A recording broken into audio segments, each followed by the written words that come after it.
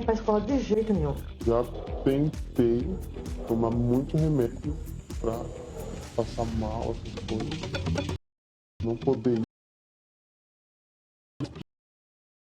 O caderno está praticamente em branco. Ele perdeu meses de aula. De matéria perdendo também. O medo é de me matarem mesmo, né? A falta de um aluno em classe nem sempre é só uma consequência do bullying. Muitas vezes é o reflexo de uma ausência que já existe em casa. Tantos casos de violência entre crianças e adolescentes provocam uma reflexão. De que maneira a educação da família continua aqui na escola? E de que forma a escola pode educar para além das salas de aula? Uma criança que passa por humilhações, agressões, ela tende até deprimir. Ela sofre muito. É muito sério o sofrimento causado pelo grupo. É muito sério. Então a escola não pode, não tem direito de se calar. A escola tem tanta responsabilidade quanto a família. É preciso que os pais estejam firmes, mas é preciso que a escola corresponda. Dentro dela, a escola também tem que ter um papel interventivo, tanto com o agressor quanto com a vítima. Por que esta criança que está sendo agredida continua permitindo ser agredida? Orientar o respeito ao próximo é tão importante quanto ensinar os filhos a terem segurança para escapar de um conflito, sem se tornarem reféns de um ciclo de agressões. Eu acho que a questão não é revidar, é ensinar essa criança a ser assertiva e confrontar o agressor com firmeza. Porque se ela for estimulada a revidar com outra agressão, ela passa também a ser agressora. E ela vai achar que na vida adiante ela vai resolver sempre as questões de agressão com outra agressão. Para a educadora que ensina professores a lidar com desafios semelhantes, a violência deve ser tema de estudo e debate em todas as séries, nas escolas e em casa, o quanto antes. é preciso, então, explicar, conversar, dialogar com aquele que sofre e mostrar apoio da família. Isso é o que a família deve fazer. Mas basta não, é preciso mexer também dentro da escola. Então a família deve ir, deve falar e a escola deve acolher. A fase onde se moldam valores éticos e morais num indivíduo, segundo os estudos, é nos 3 primeiros anos de vida. Isso quer dizer que até as brincadeiras são assunto sério e podem tornar crianças inocentes em potenciais vítimas ou agressores. E ensinar para a vida é ensinar a viver coletivamente. Então é papel da escola na interação com a família. Não pode trabalhar desarticuladamente.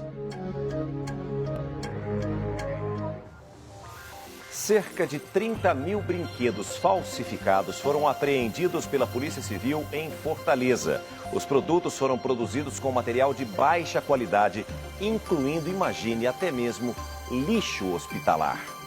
Em Fortaleza, os policiais encontraram material sendo montado para comercialização em um depósito no centro. Nenhuma nota fiscal de entrada, como também não existe nota para saída, tem a consciência e confirmam que realmente são produtos pirateados. Na operação foram detidos 2 chineses e 2 cearenses que foram apontados como proprietários desta mercadoria.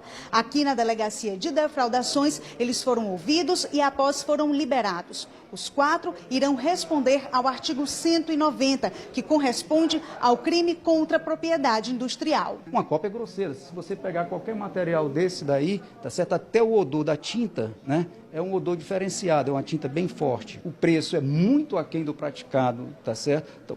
Pelos produtos, realmente os legítimos produtos. De acordo com a polícia, cerca de 30 mil pacotes de brinquedos de procedência duvidosa foram apreendidos. Até o Dia das Crianças, outra operação como esta deve ser realizada na tentativa de combater o crime de falsificação. Um ex-fiscal de uma empresa de ônibus tomou uma atitude desesperada ao saber que foi demitido. Ele furtou um coletivo da companhia em um terminal e provocou um acidente de propósito. Não satisfeito, apedrejou e quebrou os vidros do ônibus.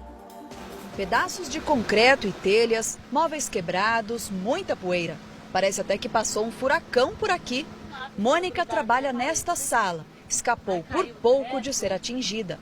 A gente tinha acabado de sair para ir para o setor administrativo lá em cima quando a gente ouviu o barulho. Quer dizer, se fosse 5 minutos antes... 5 minutos, ou ele estaria ali dentro.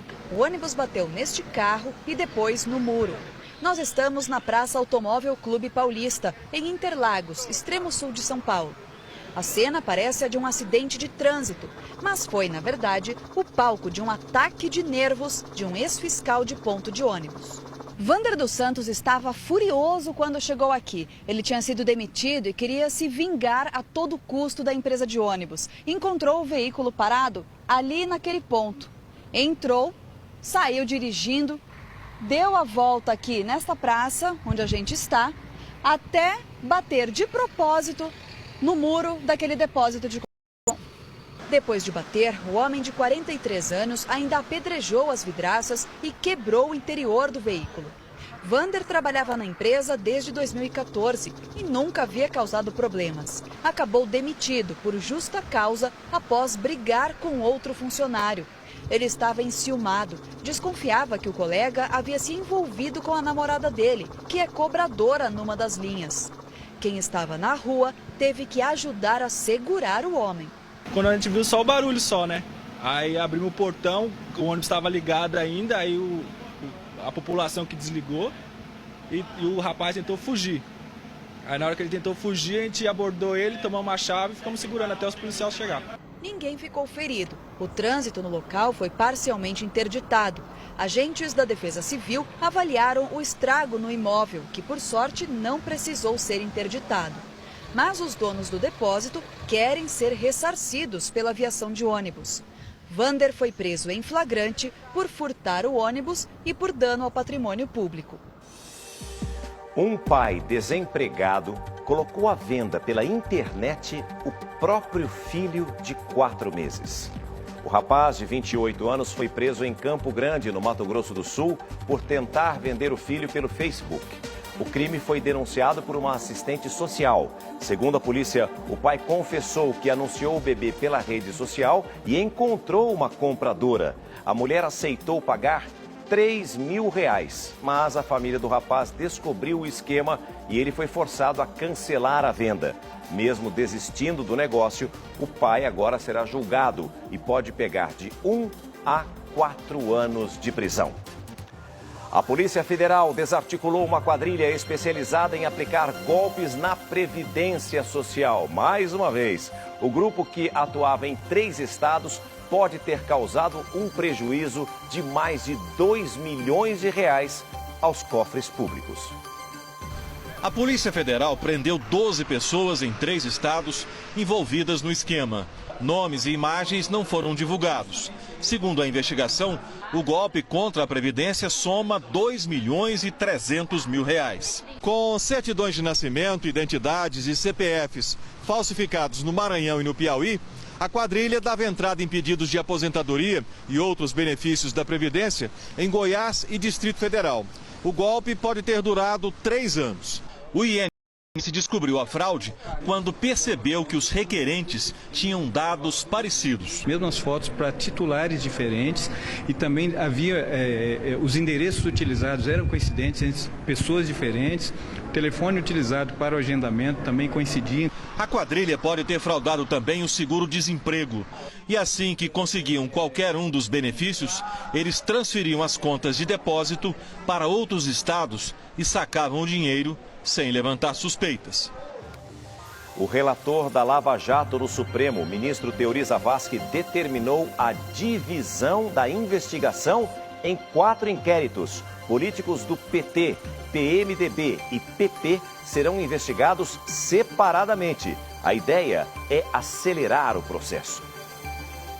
O ministro acatou o pedido do procurador-geral Rodrigo Janot. A Lava Jato já identificou 66 envolvidos em desvios da Eletrobras, a maioria políticos ligados a 6 partidos. Por causa de seu gigantismo, a operação chegou a ser apelidada de Inquérito do Fim do Mundo. O fatiamento é um esforço para acelerar a apuração. Haverá um inquérito só para os 12 investigados do PT, grupo que inclui o ex-presidente Lula e os ex-ministros Jacques Wagner, Ricardo Bezoini e Antônio Palocci. No PMDB, o total é de 24 investigados. Haverá um inquérito só para 9 senadores do partido, entre eles Renan Calheiros, Romero Jucá, Edson Lobão e Valdir Raupi, e outro para 15 deputados. A lista inclui Eduardo Cunha e Henrique Alves.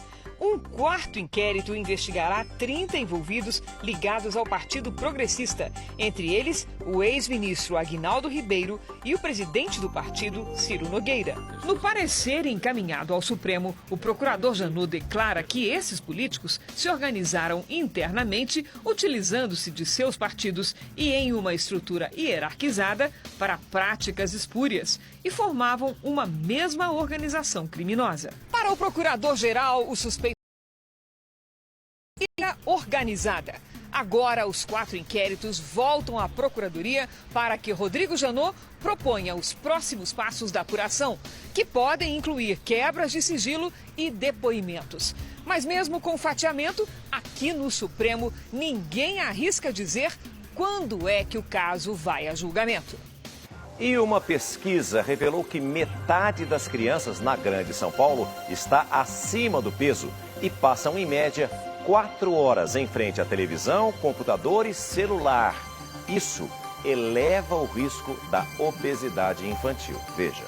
Elas até sabem o que não faz bem. As gorduras, né? Porque eu e a minha irmã mais velha, a gente gosta de comer a gordura, assim, do bife. Mas sempre tem uma coisa ou outra que é mais difícil resistir. Chocolate. Mais complicado ainda é trocar o celular por qualquer tipo de exercício físico. Eu não gosto muito de fazer o treino, porque às vezes eu durmo à tarde, aí eu fico com preguiça de acordar para ir me trocar. Elisa tem 9 anos, Gabi tem 11. As duas estão acima do peso. Um colesterol alto nessa idade não é nada bom, com problemas cardíacos, então eu fiquei muito preocupada com isso. Uma pesquisa que acaba de ser divulgada avaliou os hábitos e o estilo de vida de crianças de 0 a 12 anos na região metropolitana de São Paulo. O resultado não surpreendeu os especialistas, mas aumentou e muito a preocupação.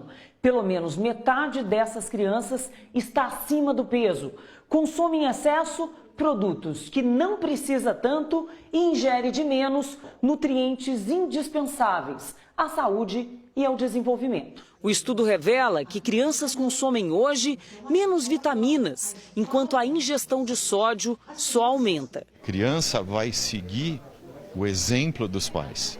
Então, de nada adianta o pai pedir para a criança ficar andando de bicicleta ao redor do quarteirão e comer frutas e verduras, enquanto ele passa a tarde na frente da televisão comendo amendoim, por exemplo, vendo o jogo de futebol. Além da alimentação inadequada, mais da metade das crianças são sedentárias e passam cerca de 4 horas por dia em frente do computador, videogame, celular e tablets. A mãe da Gabi procurou um nutricionista e estimula a filha a se exercitar todos os dias da semana. Mudança de hábito na infância em nome da saúde. Para mim, eu acho que tá com peso bom e bem saudável. Tem que se alimentar de uma forma correta.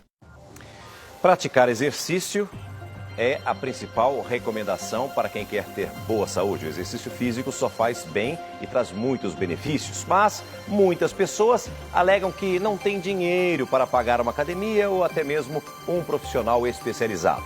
Mas essa não é mais uma desculpa aceitável, Ana. É isso mesmo, César, porque em busca de economia, praticidade e até segurança, há quem aposte em soluções como a que vamos mostrar agora. Preste bastante atenção.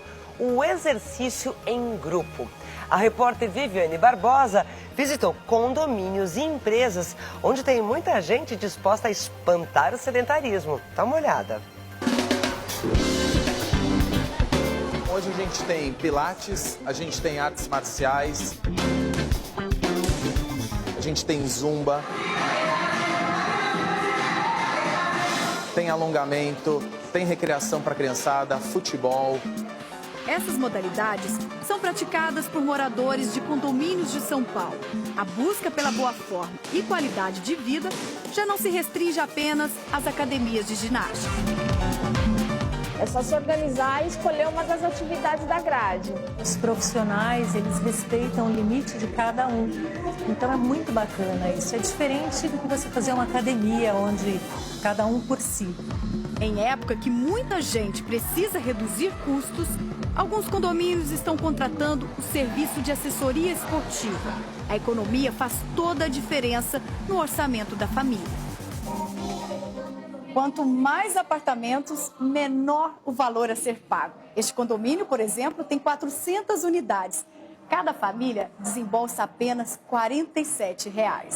Marido, filhos, eu, nós somos em 4. Então esse valor já complementa o quadro familiar inteiro. Já. As empresas têm pouca despesa. Não tem gasto com aluguel de espaço, nem com equipamentos. Somente com os profissionais. Por isso, o preço do serviço é tão acessível. As aulas são adaptadas aos espaços da área comum do prédio. Para se ter uma ideia, aqui a zumba e a ginástica localizada são realizadas no salão de festas. Quando a gente entra no condomínio, a primeira coisa que a gente faz é um estudo para verificar qual o público que frequenta, qual o público morador.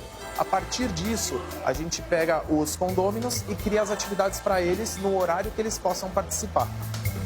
Outra vantagem para os moradores é treinar sem sair de casa, ou melhor, do condomínio. Que é cômodo demais. Você sobe, põe a roupa, desce e já está na academia. Prezam por comodidade e segurança, mas nem sempre foi assim. Trabalho o dia inteiro, tenho que sair correndo, com mochila, já com roupa no carro. Eu tento achar um lugar para estacionar, às vezes você não consegue, tem que ficar na mão de flanelinhas, então acaba sendo um pouco perigoso. Enquanto os pais treinam, as crianças ficam na brinquedoteca.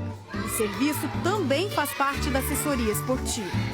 Eu procuro trazer para eles atividades com que façam eles desenvolver mais coordenação motora, mais agilidade, eles terem o resgate daquelas atividades de rua, que a gente corria mais, brincava mais. Então, eu tenho feito com eles aqui, tem dado certo, eles curtem bastante. Esconde-esconde, pega-pega, pegar as frutas. As mães que trabalham durante o dia e a noite dá para fazer atividade, porque tem com quem deixar a criança. É muito legal. Assim, como no condomínio, treinar entre pessoas conhecidas é bem mais prazeroso. É a aposta de empresas como essa. Preocupada com o bem-estar dos funcionários, incentiva e organiza grupos de corrida ao ar livre. Correr com no WhatsApp, com as pessoas te parabenizando quando tu finaliza uma prova, mesmo que seja em último. Eu acho isso muito legal, assim, a coisa da equipe. A inspiração veio do chefe. Daniel é corredor e fez questão de compartilhar a paixão pelo esporte com os colaboradores. Eu fico muito feliz porque, primeiro, que a grande maioria das pessoas que eu incentivei a correr, correm mais do que eu. Nós somos empresa. Mas encontrei legal, que bacana o programa que a empresa criou para nós. E eu perdi 18 quilos, estou feliz, estou melhor com a minha família.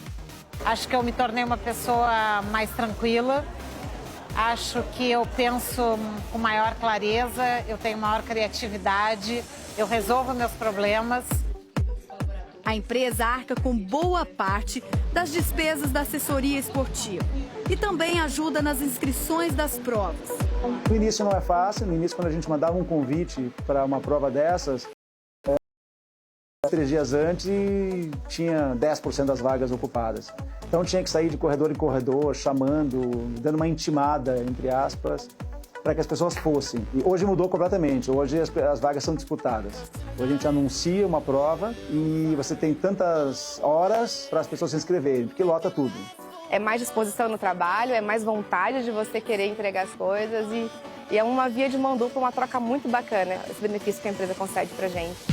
A praticidade de sair do escritório direto para o parque mantém os funcionários fiéis ao treino. Nem que seja bem cedo. Aqui, nada de preguiça. No dia que eu não treino, dá muita diferença. É muito bacana, a gente acorda mais disposta, sabe? Às vezes é difícil sair da cama, mas quando você sai e aí vai e volta, você fala, valeu a pena. Seja no trabalho ou em casa, a atividade física fortalece muito a autoestima.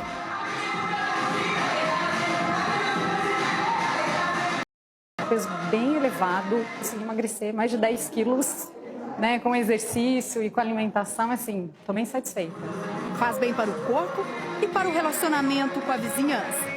Você conhece uma arquiteta, uma decoradora, uma pessoa que trabalha com algum segmento que você precisa. Então, isso acaba unindo. Eles têm um clube dentro de casa sem precisar se preocupar.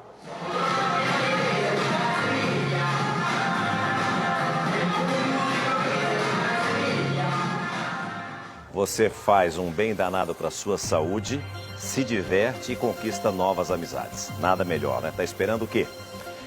Polêmica na aviação. 2 companhias aéreas causam indignação dos passageiros com a criação de novas regras para os voos. Veja. A empresa de baixo custo IndiGo, da Índia, implantou uma área livre de crianças nas aeronaves.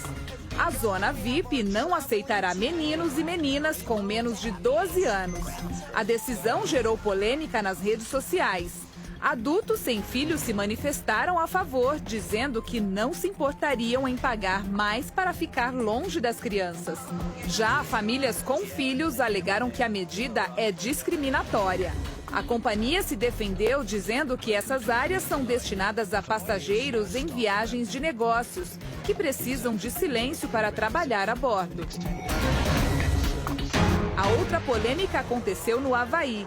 A Hawaiian Airlines exigiu que, além das malas, os passageiros também passassem por pesagem. 2 executivos que viajavam de Honolulu para Samoa Americana formalizaram reclamações, já que foram obrigados a subir na balança antes de entrarem no voo. A companhia argumentou ter registrado um aumento na média de peso dos passageiros e, por questões de segurança, precisava distribuir a carga uniformemente na aeronave. O Departamento de Transporte dos Estados Unidos afirmou que está investigando as reclamações contra a empresa. Todos os dias, milhares de pessoas se mudam de uma cidade para outra. Mas na Suécia, uma cidade inteira teve que se mudar e mudar para um outro lugar, para uma outra cidade. Veja a solução que os moradores encontraram.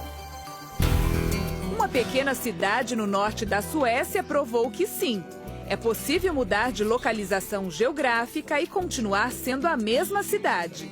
Isso aconteceu para dar espaço à ampliação de uma mina de ferro. Casas e prédios da pequena Malberget, que tem cerca de 5.000 habitantes, estão sendo transferidos em cima de caminhões para um outro local, que fica a cerca de 10 quilômetros de distância.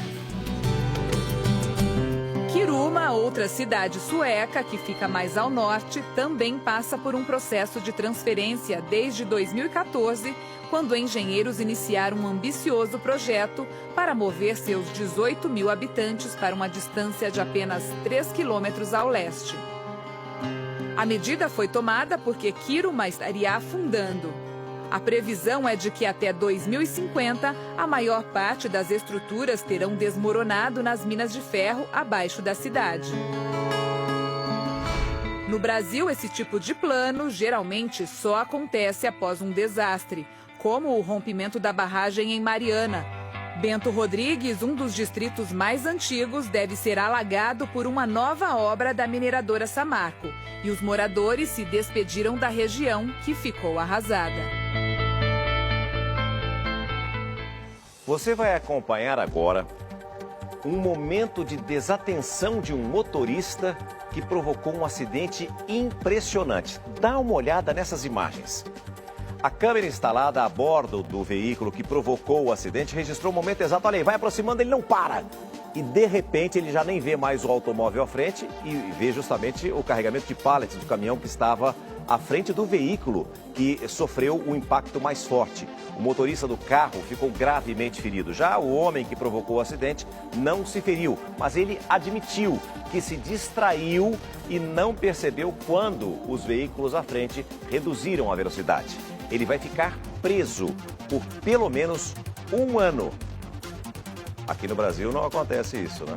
O acidente aconteceu na cidade de Canterbury, na Inglaterra. E um alerta máximo foi emitido para a passagem do furacão Matthew na costa da Flórida, nos Estados Unidos. Quase 600 mil pessoas estão sem luz. Há registro de ventos de 193 quilômetros por hora. O centro do furacão está neste momento em Cabo Canaveral e a previsão é de que nas próximas horas haja inundações significativas em diversas partes do estado. As autoridades classificam a situação como muito preocupante. É o maior furacão da última década.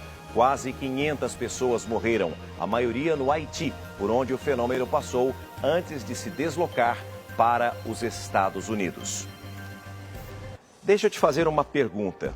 Você mantém corpo e mente descansados? Você sabia que isso ajuda a prevenir as doenças. Mas você sabe descansar corretamente? Especialistas alertam que dormir faz bem, mas não basta, Ticiane. É isso mesmo, César. É preciso ter momentos de prazer durante o dia para o corpo funcionar melhor. Então vamos ver na reportagem da Samara Bastos alguns exemplos de como é possível descansar com qualidade. O que você faz para relaxar quando aquele cansaço bate sem hora marcada? O principal é leitura e ir pra chácara e esquecer do mundo. Dar uma sentada no sofá, assistir uma TV. Eu, para descansar, eu bato um papo, jogo conversa fora. O cansaço é a resposta do nosso corpo e da nossa mente para dizer que estamos no limite daquela atividade. E numa cidade que não para, não é difícil encontrar pessoas que reclamem constantemente do cansaço.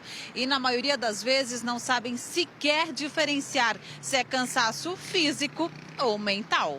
O cansaço físico é quando você encontra assim, aquela fadiga muscular, de não conseguir exercer um movimento pelo cansaço muscular mesmo.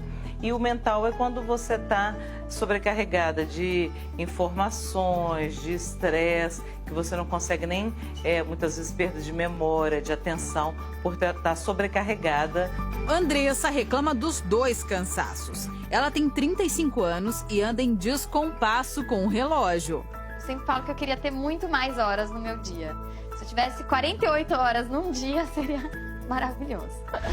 Ela é mãe, esposa, dona de casa e ainda dona de uma empresa que presta serviços para o setor de pet. Passa cerca de 6 horas no trabalho em um ritmo alucinado. Tenho várias funções, né? Função administrativa, coordenar a equipe na rua, ajudar as meninas no escritório, ver material, treinamento de novos franqueados, muita coisa para fazer, né?